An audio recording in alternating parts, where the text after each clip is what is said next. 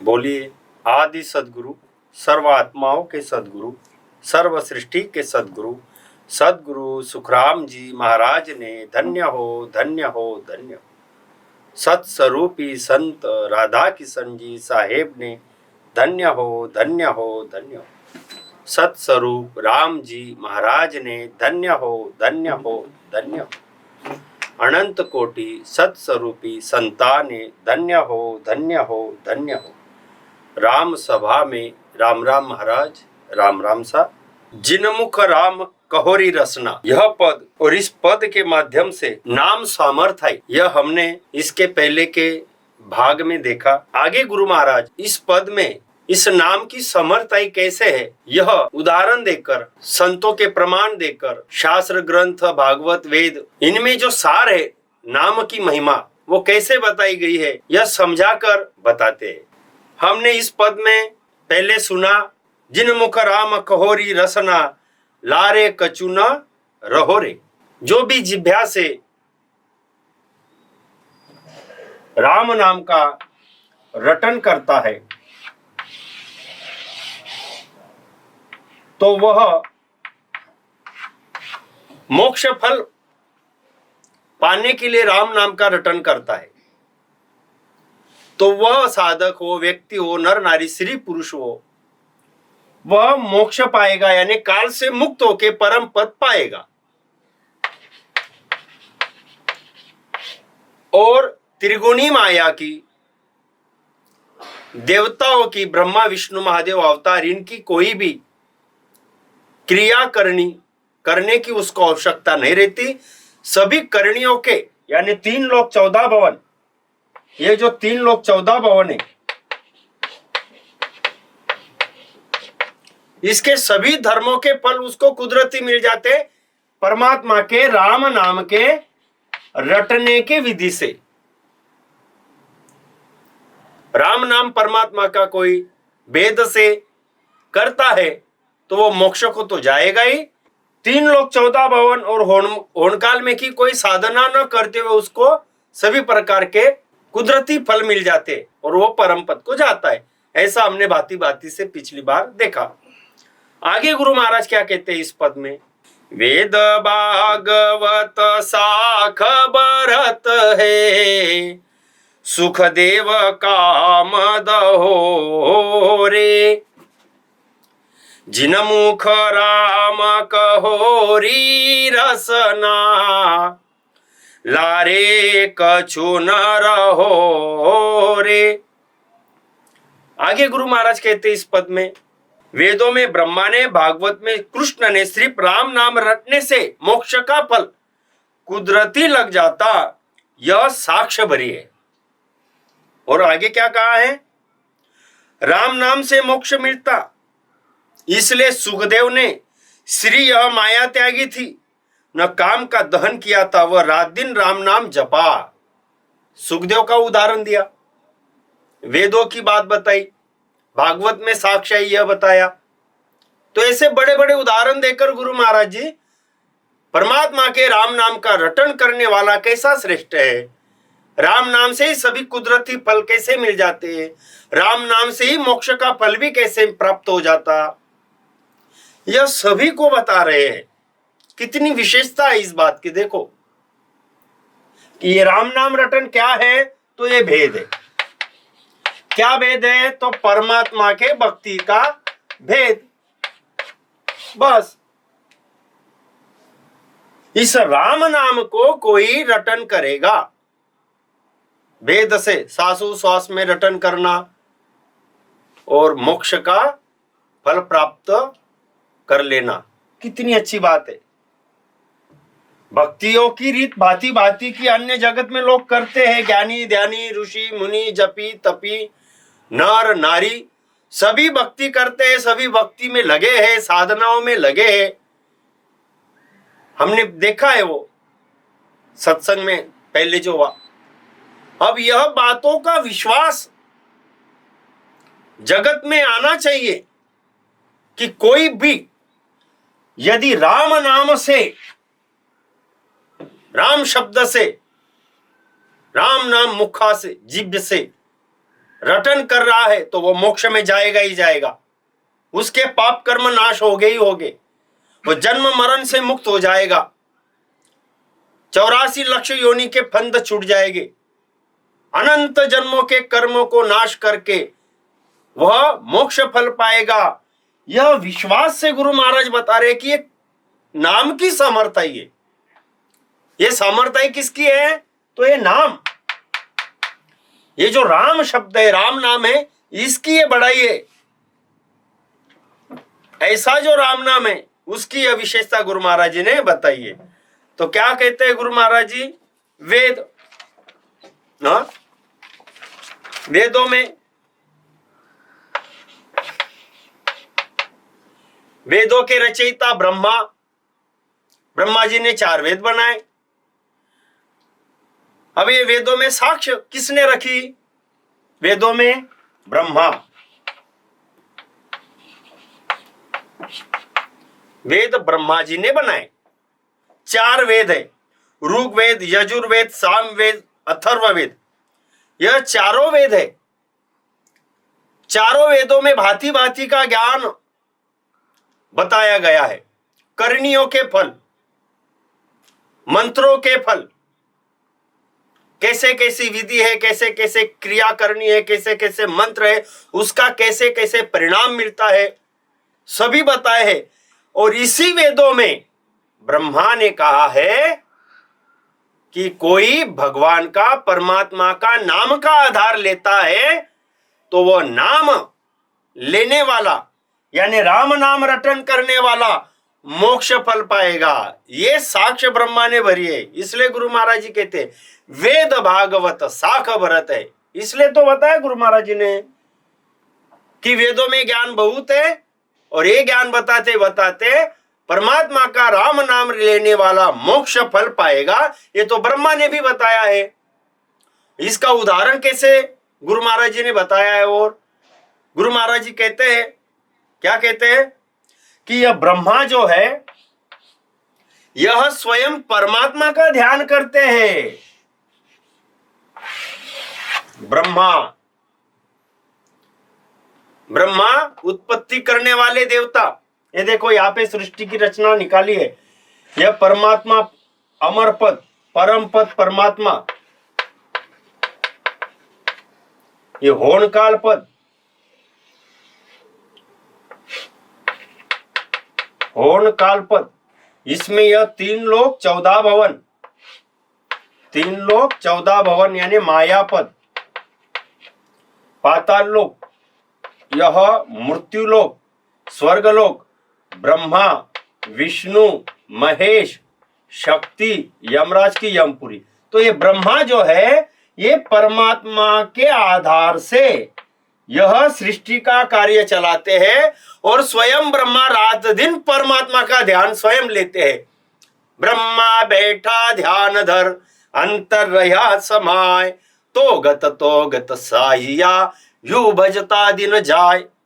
स्वयं ब्रह्मा, वेदों के रचयिता, उत्पत्ति का कार्य करने वाले, 3 लोक 14 भवन में के देवता, स्वयं ब्रह्मा भी परमात्मा का ध्यान करते, परमात्मा का ध्यान लगाते, परमात्मा की विशेषता करते। परमात्मा को कहते, क्या कहते हैं? ब्रह्मा जी परमात्मा का ध्यान करते बैठे, और वह अंतर में समा रहा है। तुम्हारी गति है स्वामी, है साई, भजते भजते। ब्रह्मा स्वयं परमात्मा को भजते भजते, तुम्हारी गति, तो गत साइया। ऐसे परमात्मा की विशेषता करते हैं, भजते हैं, और वार पार आता नहीं। परमात्मा आपका वार पार आता नहीं, आप अनघड़ हो, आप स्वामी हो। ऐसे विशेषता भांति भांति से गाते हैं और ध्यान लगा कर बैठे हैं। स्वयं ब्रह्मा आगे कहते हैं कि नेति नेति नेति, कि परिपूर्ण में भी आपका बखान विशेषता नहीं कर सकता हो। ऐसा वो कुदरत है, ऐसा वो सही है, ऐसा वो परमात्मा है। और ऐसे परमात्मा का ध्यान स्वयं ब्रह्मा लगा कर बैठे हैं, और ऐसे परमात्मा का ध्यान लगाकर ब्रह्मा के दिन व्यतीत हो रहे हैं। तो ऐसा जो परमात्मा है, इसे परमात्मा का स्वयं ब्रह्मा ध्यान लगाते हैं और महिमा करते हैं। लखने में आता नहीं है साई, तू लखने में नहीं आता, ऐसा कहते हैं। और एक दिन रात यानी कितना समय, तो 4 अरब 32 करोड़ वर्ष ब्रह्मा का एक दिन रात है मनुष्य के तुलना में। इतना समय ब्रह्मा ऐसे दिनों के दिन व्यतीत हो रहे हैं और परमात्मा का ध्यान लगाकर बैठे हैं। ऐसे ब्रह्मा बैठो ध्यान धर अंतर रया समाय, तोगत साई आयु बजता दिन जाए। यानी ब्रह्मा भी तो भज रहे हैं, ब्रह्मा स्वयं इस परमात्मा को भज रहे हैं और परमात्मा का ध्यान लगाकर भजन करके परमात्मा की ही बखान करके यह सृष्टि का कार्य ब्रह्मा चला रहे हैं। 4 वेद निर्माण कर दिए, 4 वेदों में ज्ञान भांति भांति से लिखा, लेकिन परमात्मा आपका वार पार नहीं आता, ऐसे परमात्मा की विशेषता कही है। और स्वयं जो परमात्मा का ध्यान करता है वह भी मोक्ष का फल पाएगा, यह वेदों में सार लिखा गया है। और ऐसे ब्रह्मा, तो ये ज्ञानियों ने विचार करना है। संसार के जो और कोई क्रिया करनी साधना करने वाले नर नारी लोगों ने विचार करना है। स्वयं ब्रह्मा ही परमात्मा का ध्यान करके सृष्टि का कार्य करते, उत्पत्ति का, तो फिर यह परमात्मा कैसा विशेष है? वो साई स्वामी वही समर्थ है। ऐसा समर्थ साहेब परमात्मा का जो राम नाम से रटन करेगा वो मोक्ष को जाएगा। जिन मुख राम कहो रे रसना, लारे कछु न रहो रे। तो जो ऐसे साई का परमात्मा का राम नाम से भेद से रटन करेगा वो मोक्ष को जाएगा। स्वयं ब्रह्मा ही तो ध्यान लगा कर बैठे हैं, ब्रह्मा ही परमात्मा रहते तो उनको ध्यान लगाने की क्या जरूरत है? गुरु महाराज जी ने लिखा है, एक जगह पर बताया है, जे आमुगत वेद पढ़ होवे, कि वेदों से पठन करने से, वेदों के ज्ञान से यदि मोक्ष मिलता तो जे आमुगत वेद पढ़ होवे, ब्रह्मा ध्यान धरे क्या जोवे। तो वेदों की रचयिता ब्रह्मा स्वयं वेदों को निर्माण करके संसार में रख दिया। भांति भांति के ऋषि मुनि उस वेदों का पठन कर रहे हैं और ब्रह्मा स्वयं वेदों का ध्यान न करते हुए परमात्मा के ध्यान में बैठे हैं। जे आमुगत वेद पढ़ होवे, ब्रह्मा ध्यान धरे क्या जोवे। अगर वेदों की क्रिया करनी पठन ज्ञान से मुक्त होते, मोक्ष होते संसार में, तो स्वयं ब्रह्मा तो परमात्मा का ध्यान लगा रहे हैं। तो इस बात से समझो, क्रिया करणियों के फल है वेदों में, शास्त्रों में, लेकिन मोक्ष अगर कोई जाना चाहता है तो परमात्मा के ध्यान से ही होगा, परमात्मा के भेद से ही होगा, परमात्मा के भक्ति के नाम से ही वो मोक्ष मिलेगा। यह गुरु महाराज इस पद में उदाहरण दे देकर बता रहे हैं। आगे गुरु महाराज जी कहते, क्या कहते हैं? ब्रह्मा जिन्होंने 4 वेद बनाए वे स्वयं परमात्मा का ध्यान लगा रहे। तो भागवत आगे क्या बताया? भागवत ये सब सार है, इनमें का जो सार है परमात्मा ही है। और परमात्मा की भक्ति सहज में सुगमता से भोले से भोला व्यक्ति राम नाम से कर सकता है। कोई क्रिया नहीं, कोई करनी नहीं, कोई कठिनाई नहीं। तो आगे कहते हैं भागवत, वेद भागवत साख भरत है। वेदों में ब्रह्मा ने, भागवत में कृष्ण ने साख भरी है कि राम नाम से अगर कोई परमात्मा का ध्यान करे तो वह मोक्ष को जाएगा। भागवत की निर्मित कैसे हुई इसका इतिहास देखो आप। भागवत कथा लगाते हैं लोग, 7 दिन में लगाते हैं। 7 दिन में सप्ताह बोला जाता है, भागवत कथा बोली जाती है। भागवत में क्या है? नाम की विशेषता। भक्ति कौन सी? तो नाम की, नाम संकीर्तन, नाम महिमा। नाम जिसके मुख में आवे, जो भी स्त्री पुरुष नाम से परमात्मा को पुकारे, परमात्मा का उच्चारण करे तो वह मुक्त होता है, पाप नाश होते। यही भागवत का सार है। इससे समझो फिर गुरु महाराज जी ने इस पद में लिखा है, जो जिन मुख राम कहोरी रसना। तो ये भागवत की बात आती है, तो परीक्षित राजा से इसकी शुरुआत हुई। तो कथा है उसमें, परीक्षित राजा यह अभिमन्यु के पुत्र है। परीक्षित राजा यह अभिमन्यु के पुत्र है। उत्तरा और अभिमन्यु इनके पुत्र परीक्षित राजा, पांडवों के नाती। जब यह पांडव अपने पत्नी के साथ संसार को छोड़कर हिमालय में जाकर गल गए, आगे चल के यह परीक्षित राजा राज संभालने लगे। अब यह कलयुग का आगमन होने वाला है। ऐसा समय परीक्षित राजा शिकार को गए। शिकार खेलने खेलने करते करते जंगल निकल गए। अब वो जंगल निकल गए तो उन्हें एक पुरुष दिखाई दिया जो दुख देने वाला। तो उसको उन्होंने अड़ाया कि कौन हो आप। उनके दिखने में वो समझ जाते थे कि वो पुरुष कैसा है क्या है करके। उन्होंने अड़ाया उसको, क्योंकि वह तकलीफ देने वाला, पशुओं को प्राणियों को मारने वाला। उनको अड़ाया, मेरे नगरी में आप ऐसा दुख प्राणियों को दे रहे कौन हो। तो वो कहता है मैं कलियुग, मैं कलियुग हूँ, काल की आज्ञा से मेरा आगमन हुआ है राजा। वो कहता है मेरा आगमन हो चुका है, काल की आज्ञा हुई है, आपके बाणों से यह काल रुकने वाला नहीं, यानी मेरा आना ये तय है राजा। तो राजा ने उसको रोका है, युद्ध हुआ है। आखिर कली ने ऐसी नीति अपनाई कि किसी के शरण में आ जावे तो कोई मारता नहीं। तो वह राजा के शरण में आ गया, राजा मैं आपके शरण में हूं। तब राजा ने उसको कहा कि आप यहाँ से चले जाओ। वो कहता है मैं नहीं जा सकता। फिर कथा तो बहुत बड़ी है। फिर राजा को उसने कहा कि आप भले ही मुझे ऐसी जगह दो कि जहाँ पे कोई साधारण व्यक्ति नहीं जाता है, यानी जो जुआ है, शराब है, व्यभिचार है, ऐसी बातों में मेरा स्थान रख दो। तो राजा ने देखा ठीक है कि तू जहाँ पे जुआ चलता है, शराब पी जाती है, व्यभिचार होता है, ऐसी जो गलत बातें, वहाँ पर ही तेरा स्थान रहेगा। फिर वो कहता है और एक मुझे दे दो कोई जगह। तो धन संपत्ति उसमें सोना आता है, स्वर्ण आता है, तो स्वर्ण में तुझे एक जगह देता हूँ कि जहाँ पे तू रह सकता है। तो ऐसा वहां तक वो हो गया। अब कली ने कैसा डाव डाल दिया, देखो कैसे उसने कपट खेला है। अब सोने में उसने जगह, सुवर्ण में अपनी जगह मांग ली। तो राजा परीक्षित ने सोने का मुकुट पहना हुआ था। कली का प्रभाव ऐसा हुआ कि राजा के मस्तिष्क में सोने का मुकुट था, यानी राजा के मस्तिष्क के ऊपर वह कली का प्रभाव आ गया। शिकार खेलने वाला राजा भूखा प्यासा भटकते भटकते आगे चल के शमीक ऋषि के आश्रम तक आया। शमीक ऋषि ब्रह्म समाधि में बैठे थे। राजा वहां पे आया है, प्यास लगी है। अब ऋषि मुनि संतों से कैसी बात करनी चाहिए यह भी राजा भूल गया। क्यों भूला? क्योंकि उसके सिर पे सोने का मुकुट था और सोने के मुकुट में, सोने में कली ने प्रवेश किया था। इसकी मति भ्रष्ट हो चुकी थी।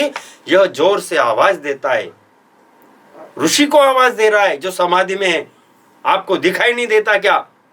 राजा हूं मैं, मुझे प्यास लगी है, उठो उठो, क्या पाखंड है, ये क्या लगा कर बैठे हो ध्यान। ऐसे वैसे बोलते गया। आखिर वह ऋषि तो समाधि में थे। फिर राजा को कैसे कुमति सूझी कि उन्होंने मरा हुआ सर्प शमीक ऋषि के गले में बाणों के नोक से उठाकर, तीर से उठाकर गले में डाल दिया। ऐसी निंदा कर दी शमीक ऋषि की और आगे राजा निकल गया।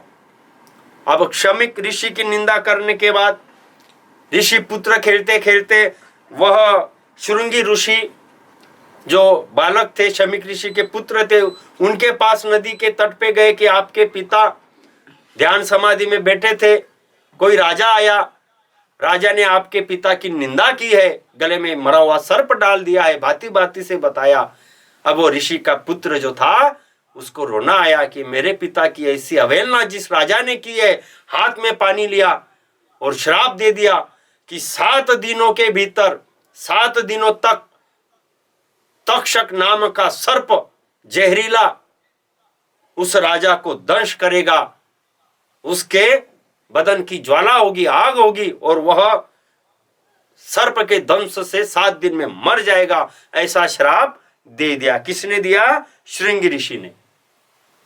और वह राजा चला गया और वह हकीकत वहां पे हो गई। जब ये ऋषि ध्यान समाधि से निकले, शमीक ऋषि, तो उन्होंने मरा हुआ सांप बाजू में डाल दिया। पूछा कि ये किसने पाप किया, निंदा किसने की ऐसी? तब वो सब हकीकत बताई। तो उन्होंने पुत्र से कहा, अरे ये राजा तो बड़ा धर्मी है, इसको आपने ऐसा श्राप क्यों दिया? फिर राजा के तरफ वो स्वयं ऋषि गए। सिपाहियों ने बोला कि राजा तो आराम कर रहे। ऋषि कहते, अरे आराम की जरूरत नहीं, जागरूक होने की जरूरत है। उनको श्राप लगा है, 7 दिन में मौत आने वाली है। फिर वो राजा ने उनका स्वागत किया। राजा को रोना आया कि तब राजा को पता चला कि मेरे सिर पे मुकुट था सोने का, वो सोने के मुकुट में कली था और मेरी मति खराब हो गई, मैंने आपकी निंदा की। अब वो रोने लगे। तब ऋषि कहते, श्राप तो टलेगा नहीं, लेकिन आप अपना परलोक का उपाय करो। यह मौत तो आएगी आएगी, लेकिन आगे आपका परलोक सुधारे, आपका उद्धार हो जावे, आपको कोई अच्छी स्थिति प्राप्त हो जाए, आपको मोक्ष मिले, इसका विचार करो। मौत तो आजकल में आती है सबको। तब वो परीक्षित राजा वह बात सुनकर गुरुजनों को बुलाया, सबको कहा कि मेरा उद्धार करो। जो जो ऋषि गुरुजन थे वो कहते, हम भी भक्ति ध्यान कर रहे, हमारी भी स्थिति परिपूर्ण नहीं हुई राजा। अब वो राजा राजपाट छोड़ के गंगा तट के तरफ निकल गए। फिर आगे उनको सुखदेव मुनि मिले। सुखदेव मुनि ने राजा की स्थिति समझी और सुखदेव मुनि ने फिर यह भागवत बताई। सुखदेव मुनि ने यह भागवत कथा बताई। और भागवत कथा में क्या बताया? भक्ति की विशेषता बताई कि अगर मोक्ष पाना है, जन्म मरण से मुक्त होना है, बहुत कम समय है। हे राजा, मौत सबको आती है, मौत को मत डरो, मरना सबको है एक दिन। आजकल में सब जाने वाले, आप डरो मत, आप ज्ञान वैराग्य ले लो, यानी ज्ञान से समझ ले लो कि मौत आती है, मौत से डरना नहीं है। और भक्ति की सबसे उत्तम रीत एक है, परमात्मा का नाम जप करना। इसके अलावा और उत्तम भक्ति की कोई रीत नहीं है राजन। तो परमात्मा के नाम की बखान बताते बताते बताते वो भागवत में भगवान की कथा, नाम की कथा, नाम की विशेषता बता बता कर राजा को मृत्यु के पहले ऐसा भेद दे दिया कि वह परीक्षित राजा भी नाम के जप से, नाम लेकर मरने से पहले ही निश्चिंत हो गए।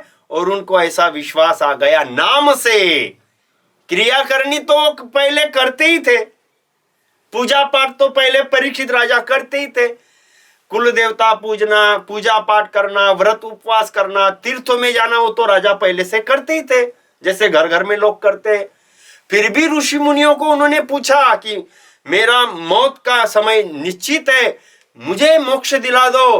तो सभी ने कहा हम परिपूर्ण नहीं है। तब सुखदेव मुनि को यह भेद मालूम था, तो सुखदेव मुनि ने कथा बता बता कर नाम की विशेषता बताई और नाम से ही मोक्ष मिलेगा यह विश्वास से कहा। तो ये भागवत का सार नाम है। वेद भागवत साख भरत है, सुखदेव कामद हो रे। तो सुखदेव मुनि ने राजा परीक्षित को भागवत कथा यानी नाम की महिमा भांति भांति से बताई।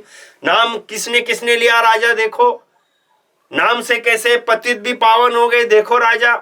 राम नाम लेने वाला अजामिल कैसे तर गया देखो राजा। राम नाम लेने वाले कैसे कैसे उद्धार को गए, ये बता बता के उनको निश्चिंत कर दिया। ऐसे सुखदेव मुनि और परीक्षित राजा भी 7 दिन में, उनका मौत का समय तो तय था लेकिन उनका उद्धार हो गया, क्रिया करनी से नहीं, नाम, ये नाम। इसलिए गुरु महाराज जी इस पद में बता रहे, जिन मुख राम कहो री रसना, लारे कछु न रहो रे। तो ऐसा नाम, ये नाम की समर्थ ही देख रहे हैं हम सत्संग में। तो जो जो सुन रहे हैं वो भी देखो, ज्ञानी ध्यानी विद्वान जपी तपी इन सब से नाम लेने वाला कैसे श्रेष्ठ है। तो ये नाम कोई पहले जो ले लेता है उसको कोई क्रिया करने की जरूरत नहीं है। कोई साधना न करने की जरूरत ही नहीं है। परमात्मा का भेद इस राम नाम से है। राम नाम से कर्म करते, राम नाम से ही मोक्ष मिलेगा, राम नाम से ही मोक्ष फल मिलेगा और कुदरती अन्य भक्तियों के फल मिल जाते। इसलिए कोई चिंता करनी नहीं पड़ती कि मेरा आज उपवास नहीं हुआ, मेरा व्रत नहीं हुआ, मैंने एकादशी नहीं की, मैंने तो आज कोई पूजा पाठ नहीं की। ये भय नहीं रहता। नाम लिया जिन्हें सब लिया, सकल शास्त्र का भेद। जिसने नाम लिया है उसके सभी भक्ति धर्म ग्रंथ पूजा पाठ हो जाती है। ऐसा नाम है, इसको जानो। वेद भागवत साख भरत है। ब्रह्मा ने वेदों में, भागवत में कृष्ण ने बताया। सुखदेव ने काम दोहरे, सुखदेव मुनि, इन्होंने श्रीय माया त्यागी काम का दहन किया। अब सुखदेव मुनि कैसे बने वो भी सुनो। और इस कथाओं को सुन के आप अपना जीवन में राम नाम का भेद लाओ, परमात्मा में विश्वास लाओ। इसके लिए कथाएं बताइए। ये कथा प्रसंग इतिहास में ही है कि एक तरफ पूजा पाठ क्रिया करनी, साधना, जप तप तीर्थ योग बहुत प्रकार के, और एक तरफ सिर्फ परमात्मा का राम नाम। तो दोनों में से ये राम नाम जिसने लिया वो मोक्ष को गए हैं। और ये क्रिया करने वाले 3 लोग 14 भवन की फलों की प्राप्ति करते हैं और फिर से आवागमन में आते हैं। फल पावे पदवी मिले, गर्भ न छूटे कोई। सुखदेव मुनि की कथा कैसे आई, सुखदेव मुनि कैसे बने, ये तो ज्ञानी लोग जानते हैं, बताते हैं कथाओं में। बड़े बड़े सप्ताह चलते हैं और पठन होता है वहां पर, उसका सार ले लो बस। सुखदेव मुनि अमर कथा जब पार्वती को महादेव जी ने बताया है, तब अमर कथा जब बताइए, अमर कथा जब महादेव जी ने पार्वती को बताया है, तो उस अमर कथा के समय क्या क्या हुआ देखो। यह सब इतिहास में के ही कुछ उदाहरण हैं जो बहुत अच्छे तरीके से गुरु महाराज जी ने समझाया है कि आज दिन तक जो राम नाम नहीं लिए है, जो परमात्मा के नाम पे विश्वास नहीं करते, आज के सत्संग में जरूर उनको विश्वास आएगा कि एक राम नाम लेने से हमारा कितना बड़ा कार्य हो जाता है। तो महादेव पार्वती जो है, महादेव अपनी पत्नी पार्वती उमा देवी को कथा बताए। अमर कथा, अमर कथा, अमर कथा यानी क्या? अमर होने का भेद, अमर होने का भेद बताया, जिसमें राम नाम की विशेषता बताई महादेव जी ने भी। नाम जपत शंभु अविनाशी। देखो आप, यह महादेव जो है यह भी नाम ही जपते हैं और नाम जप करते करते अपने पार्वती जी को भी बताया है, पत्नी को। तो एक बार महादेव ने यह अमर कथा सुनाई। तब अमर कथा सुनाते सुनाते वहां पे एक लकड़ी थी पड़ी हुई, वहां पे एक पत्थर था, जंगल पहाड़ी में जहां पे अमर कथा चल रही थी महादेव जी की, वहां पर एक लकड़ी थी, एक पत्थर था, एक सड़ा हुआ अंडा था, फूटा सड़ा हुआ अंडा था, एक हड्डी थी। हड्डी, लकड़ी, पत्थर और अंडा, ऐसी 4 चीजें थी। अमर कथा बता रहे हैं महादेव पार्वती को। इसमें से हड्डी की क्या हुई? कामधेनु गाय। ये सब जानते हैं लोग, जो पुराण पढ़ते हैं, वेद पढ़ते हैं, भागवत लगाते हैं, बड़े बड़े पंडित है, विद्वान है, ज्ञानी है, ऋषि मुनि जो भी है भारत में, वे सब इस बात को दोहराते हैं। बड़े बड़े संगीतमय वातावरण में यह कथा लगाते हैं कि महादेव ने पार्वती को अमर कथा सुनाई। राम नाम के भेद लेने वाले महादेव स्वयं नाम जपत शंभु अविनाशी, राम नाम से ही वो अविनाशी बन गए हैं महादेव, ऐसे समझाते बताते। और ये नाम का प्रभाव सुनाते सुनाते हड्डी से कामधेनु गाय बनी, लकड़ी से कल्प वृक्ष बना, पत्थर से पारस बना, और यह सड़ा हुआ फूटा अंडा था, इसमें से सुख बना। सुख यानी तोता। और यह तोता जो बना, यह तोता आगे यह कथा सुनने लगा। तोता यह कथा सुनने लगा। पार्वती जो थी, इन्हें नींद आ गई और महादेव की अगली कथा ये तोता सुन रहा था। और जब पार्वती नींद में है और ऐसे आवाज कौन दे रहा है, यह महादेव ने देखा तो तोता सुन रहा है। तो महादेव उसको पकड़ने के लिए दौड़े और यह तोता भी आगे दौड़ के कहा गया। आगे यह तोता जो है यह आश्रम में चले गए, वेद व्यास जी के आश्रम में चले गए। और वेद व्यास जी की जो पत्नी थी वाटिका, उनके पत्नी का नाम है, सूक्ष्म रूप से उनके मुख में से पेट के अंदर चले गए और वह सुक यानी तोता वेद व्यास जी के पत्नी के पेट में सूक्ष्म रूप से मुख से चले गए। 12 साल तक राम नाम का गर्भ में बैठ के उन्होंने रटन किया। 12 साल तक राम नाम का गर्भ योगेश्वर कहलाए। देखो कौन थे? तोता। कैसे बने? फूटे हुए अंडे में से आगे इस नाम के प्रभाव से यह अंडे में से तोता यानी सुक बना। सुक से 12 सुक हुआ तोता मां के पेट में वाटिका के, उनके माता का नाम था, उनके पेट में 12 साल तक गर्भ में रहे और राम नाम से रटन किया, इसलिए उनका नाम क्या पड़ा? गर्भ योगेश्वर।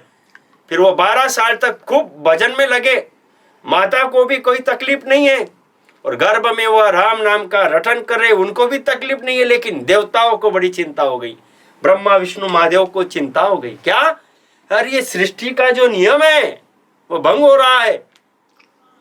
उनके पास आए, वेद व्यास जी के पास आए और उनके माता जी के पास आकर गर्भ में बैठे हुए हैं, गर्भ योगेश्वर मुनि आप बाहर आओ, हम आपको पुकारते विनती करते। उनके पिताजी को भी लाया साथ में कि आपके पिता स्वयं आपको विनती कर रहे हैं।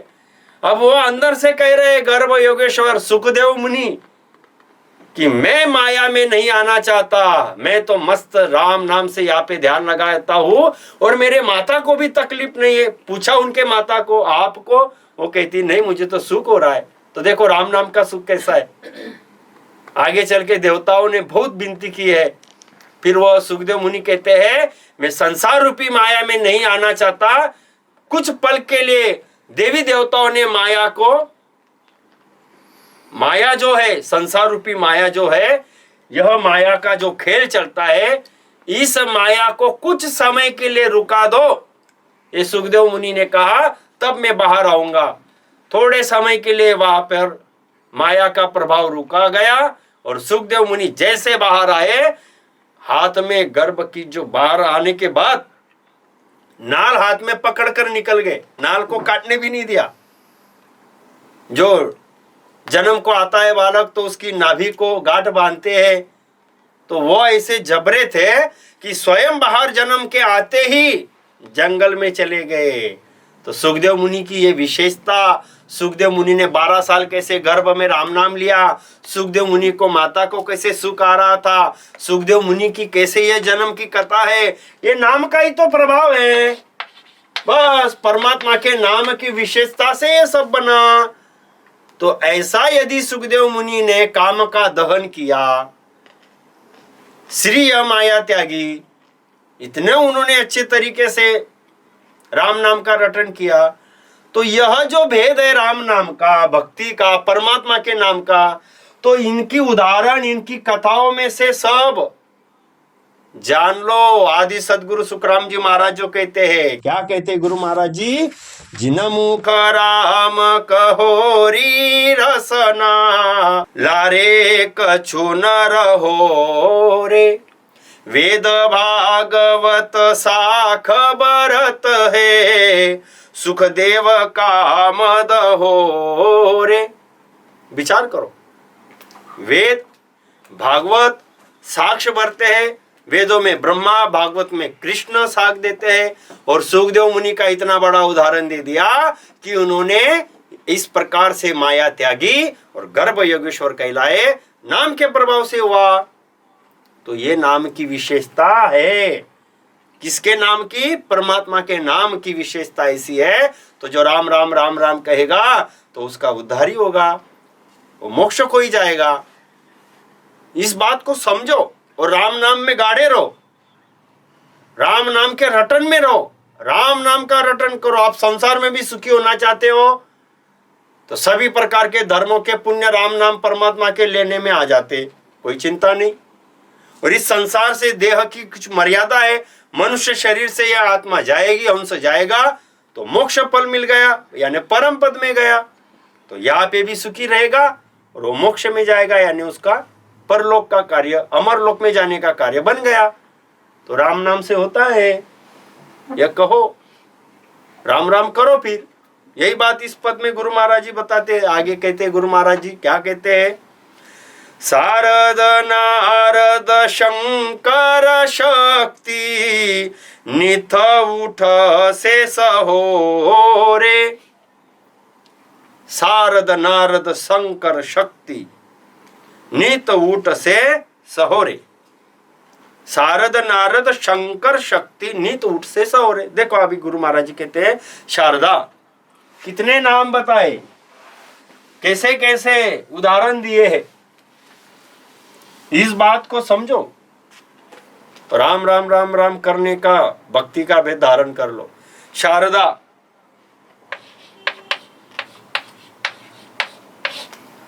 नारद, शंकर, शारद नारद शंकर शक्ति। देखो इतने बड़े बड़े नाम लिए, क्या करते हैं सब? नित नित उठ के सहोरे, नित्य मोक्ष फल पाने के लिए राम राम परमात्मा का ध्यान कर रहे हैं। नित, एक समय भी वह विलंब नहीं करते। नित यानी हमेशा, नित्य।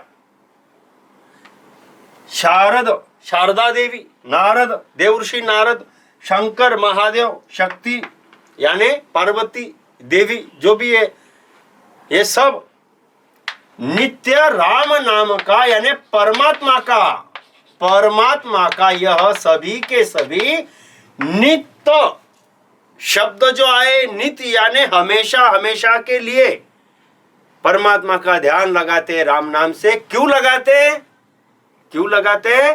मोक्ष फल पाना है उन्हें भी, इन सभी को बस यह मोक्ष फल पाना है। और यह परमात्मा के नाम में ही संभव है। यह देवता जानते, देवर्षि जानते। और यह मनुष्य जन्म हमें मिला है, सभी संसार के लोगों को मानव जन्म परमात्मा ने दिया है मोक्ष फल पाने के लिए, परम पद पाने के लिए दिया है। और परम पद में जाना है, परमात्मा का नाम ले लो, या परमात्मा के राम नाम का भेद ले लो। गुरु महाराज जी ने बताया इस प्रकार से यह सब नित हमेशा हमेशा परमात्मा की सराहना करते, परमात्मा का ध्यान करते। सभी देवता देखो आप, इनका जो नाम दिया है ये परमात्मा का ही ध्यान लगा रहे राम नाम से। तो एक देवर्षि नारद जी की भी कथा है।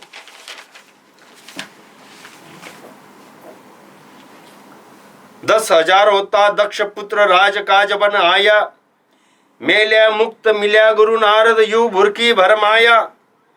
अब देवर्षि नारद तो राम राम राम राम जपते और भ्रमण करते। देवर्षि नारद ने ही रत्नाकर को राम नाम का महत्व बताया, और इतने पाप किए हुए जो रत्नाकर था उसका क्या हुआ आगे चल के? महर्षि वाल्मीकि बने। वही महर्षि वाल्मीकि उल्टा नाम जपत जग जाना, वाल्मीकि हुआ ब्रह्म समाना। मरा मरा मरा मरा उल्टा जाप करने वाले ब्रह्म समान बन गए, यानी उनके सभी कर्म नाश हो गए। और वह महर्षि वाल्मीकि ऐसे बने कि उन्होंने श्री रामचंद्र के जन्म के 10,000 साल पहले रामायण जैसा ग्रंथ लिखा, आद्य कवि कहलाए। तो इतने बड़े नाम की विशेषता उनको किसने बताया? देवर्षि नारद ने बताया। क्यों बताया? तो नारद जी जानते हैं राम नाम को, नारद जी स्वयं जानते हैं राम नाम को, राम नाम की विशेषता जानते हैं। तो यह नारद जी, देवर्षि नारद, इन्होंने राजा दक्ष अपने 10,000 पुत्रों के साथ राजकाज की कुछ रीत सिखाने के लिए कहीं जा रहे थे। कौन जा रहे थे? तो यह राजा दक्ष अपने 10,000 पुत्रों को लेकर जा रहे थे राजकाज की रीत सिखाने के लिए। कथा इतिहास में भारत में जो जो कथा आई है वो सब बतानी पड़ती है कि राम नाम में कितना पराक्रम है, राम नाम कैसे इतिहास काल से पहले से कैसे कैसे सबका इसने कार्य किया है।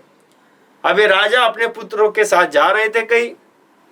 अब यह कहते पुत्रों को एक जगह पर रुका दिया अपने पुत्र को। राजा कहते मैं आगे चल के देखता हूँ, कहीं जाकर आता हूँ, आप यहाँ पर रुको एक जगह पर। अब राजा तो निकल गए अपने 10,000 पुत्रों को एक जगह पर ठहरा कर। अब वहां पे नारद आए, उन्होंने उनको देखा कि आप इतने सारे भाई क्या कर रहे हो। बोले हमारे पिता के साथ हम कई राजकाज की रीत सीखने जा रहे थे। तो यानी कुछ भी ज्ञान ध्यान हो, राजकाज हो, सीखने के लिए पिता के साथ जा रहे थे। पिता हमारे यहाँ पर बिठा कर गए हैं, वो आने वाले। तो बोले वो कब आएंगे, जब तक आप क्या करोगे इतने सारे।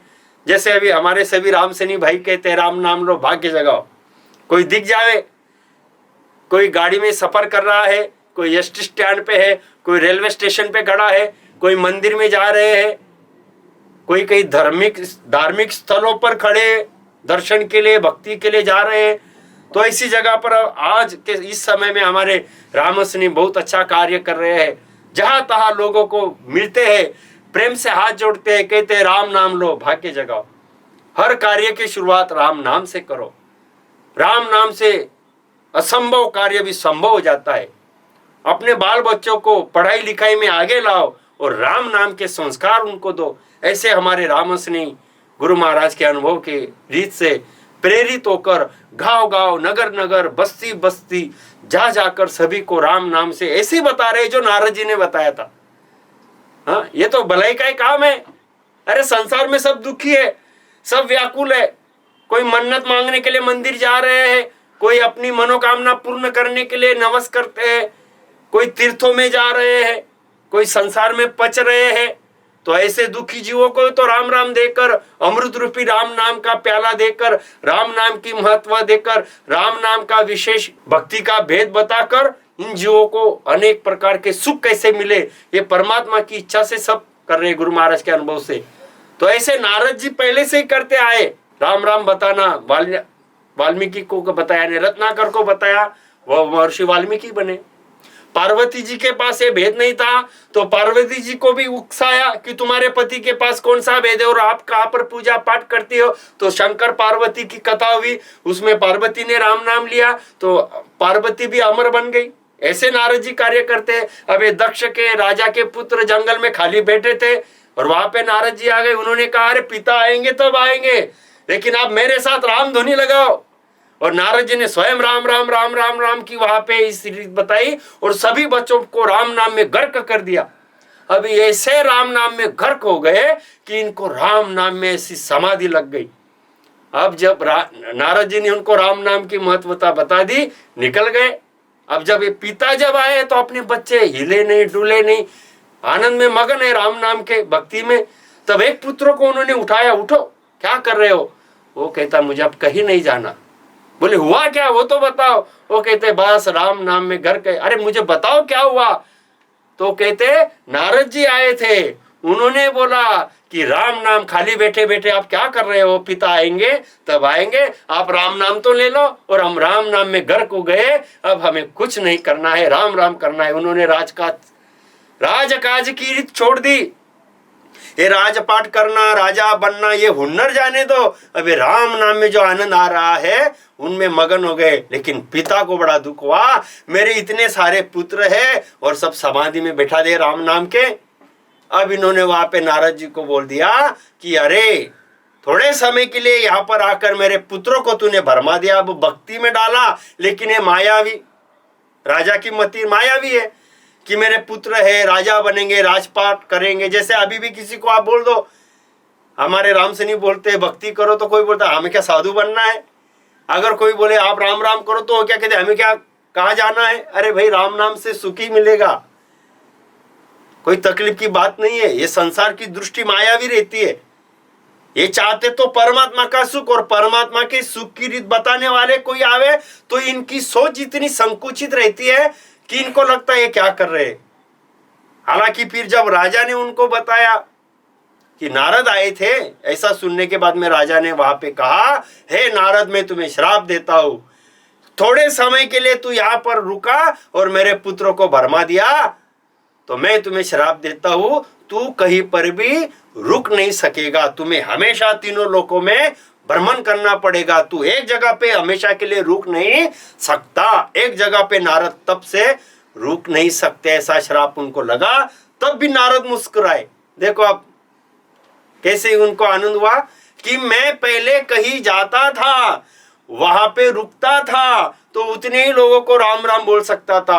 अब इस श्राप के कारण मैं तीनों लोकों में, एक पल में तीनों लोकों में कहीं पर भी जा सकता हूँ और समय समय पर अनेक लोगों को मैं राम राम बताऊंगा। उसमें भी नारद जी को आनंद आ गया। ऐसे राम नाम का प्रभाव है। तो ये राम नाम की विशेषता स्वयं नारद जी जानते, अनेकों को उन्होंने राम नाम बताया और यही प्रमाण गुरु महाराज जी देते। नारद जी ने राम नाम लिया, महादेव ने राम नाम लिया, शक्ति पार्वती उन्होंने राम नाम लिया, महादेव से अमर बन गई। सुखदेव मुनि ने राम नाम लिया। अरे ये ज्ञानी थे, देवी देवता थे, ऋषि मुनि थे, बड़े विद्वान थे, इन्होंने राम राम करके अपना कार्य किया और लोगों को बताया। तो फिर आज कलयुग है और इस कलयुग में तो सभी कहते हैं, वेद पुराण भागवत में तो आई है, रामायण ने भी कहा है, कल युग केवल नाम आधारा। इसका अर्थ लगाओ, यानी कलयुग में सिर्फ नाम के आधार से ही मोक्ष फल मिलेगा, जीव का उद्धार होगा, पाप कर्म नाश होगे, अन्य कोई भी साधना कलयुग में फलित नहीं होगी। तो जो जरूरत है वही गुरु महाराज जी बता रहे हैं। जिन मुख राम कहो रे रसना, लारे कछु न रहो रे। तो इस पद में कितनी अच्छी बातें बताई, देखो आप विचार करो। तो ऐसा राम नाम फिर लिया जावे तो हमारा भी कार्य अच्छा ही होगा। चिंता नहीं, कोई दुख नहीं, कोई कष्ट नहीं। संसार के कार्य परमात्मा के विश्वास से सहज करो। राम नाम से मोक्ष फल पाओ। राम नाम से आपको देवी देवता भी कोई आपके ऊपर रुष्ट नहीं होगे, कोप नहीं करेंगे। वह देवता तो आनंदित होते कि इस राम नाम से यह मोक्ष में जाने वाला भक्त है करके उजागर हो जाता है वो भक्त। और कुदरती सभी भक्तियों के फल राम नाम में मिलते हैं। राम नाम लेने से सभी धर्मों के फल आ गए और मोक्ष फल मिलता है। फिर पीछे क्यों रहना है, राम नाम करना है। इस पद की राम नाम की समर्था ही है। तो सारद नारद शंकर शक्ति ये सभी के सभी नित्य राम नाम लेते हैं, हमेशा लेते हैं मोक्ष फल पाने के लिए। और वह राम नाम वह आप भी लो, उठ कर राम नाम का सुमिरन करते, ये सभी करते। तो ये कोई अलग बात है क्या? राम नाम यह हमारी ही भक्ति है। राम नाम सनातन धर्म है, राम नाम ठेठ पंथ है। इसलिए गुरु महाराज जी ने लिखा है, राम नाम सत पंथ है, चौथे लोक क जाए, और पंथ त्यू लोक में फिर गोता खाए। परमात्मा के भक्ति का जो पंथ है, रास्ता है, वह पहले से है, कोई नया नहीं है, आदि से है, पहले से है, आज भी रहेगा, आगे भी रहेगा। अन्य प्रकार के जितने भी परमात्मा के भक्ति के अलावा पंथ है, भक्ति के अलग कोई भी रीत है, वह आज है तो कल नहीं रहेगी, कल है तो पीछे नहीं थी। लेकिन पहले से परमात्मा के भक्ति का भेद ठेठ आदि से है, आगे भी रहेगा, ये बदलने वाला नहीं है। और यह राम नाम का भक्ति का भेद ठेठ परम पद में जाएगा, कहीं भटकाएगा नहीं। लेकिन परमात्मा के इस राम नाम के भेद के अलावा अन्य प्रकार के कोई भी क्रिया करनी, जप तप योग विधि मुद्रा साधना, यह तीनों लोकों में फल मिलते हैं देवी देवताओं के, और आवागमन में फिर से आना पड़ता है।